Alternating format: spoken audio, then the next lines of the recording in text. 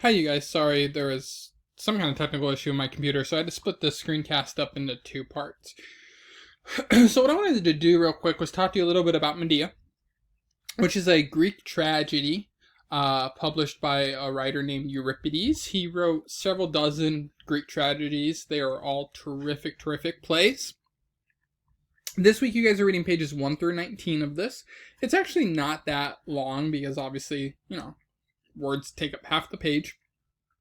And it's written in a very rhythmic way. It's not quite poetry. It's not a poem. It's nothing like that. But it is extremely rhythmic. Up on the top, you have the main characters, which is it says the dramatis persona, which are all of these main characters. Medea, clearly the main character, the wife of Jason. You have Jason, the husband of Medea. You have Creon, who is the king.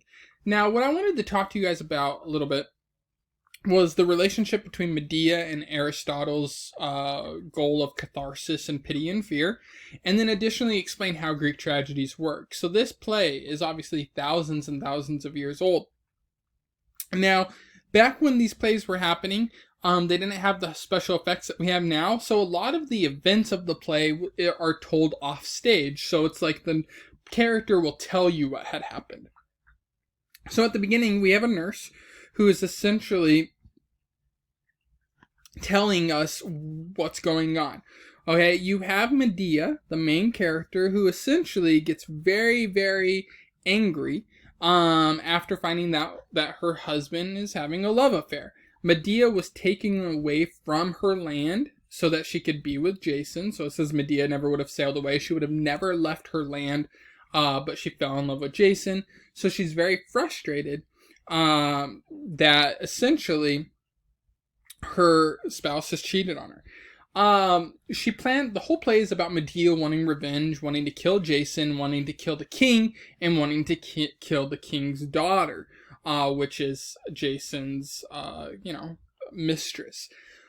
What we have going on here is the nurse is going to explain everything to us, and what I wanted to talk to you about was the chorus, where do we have the chorus? Okay, we have a chorus leader. Now, the chorus is actually singing, and they're telling you what's happening. You have the chorus themselves, which are kind of like the side characters. They're going to talk about the gods a lot. They're going to talk about this idea that the gods are either on Medea's side or Jason's side.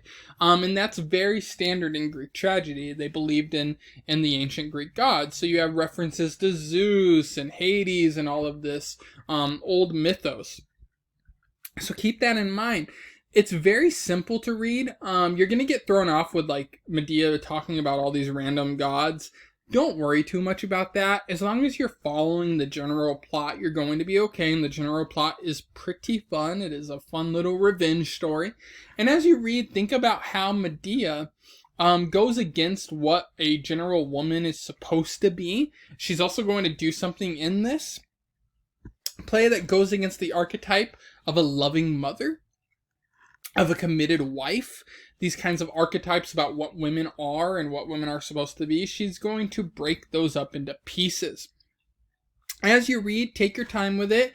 Feel free to Google a summary as you're reading along to try your best to decode it. But like I said, it's not the hardest piece to read, even though it's old.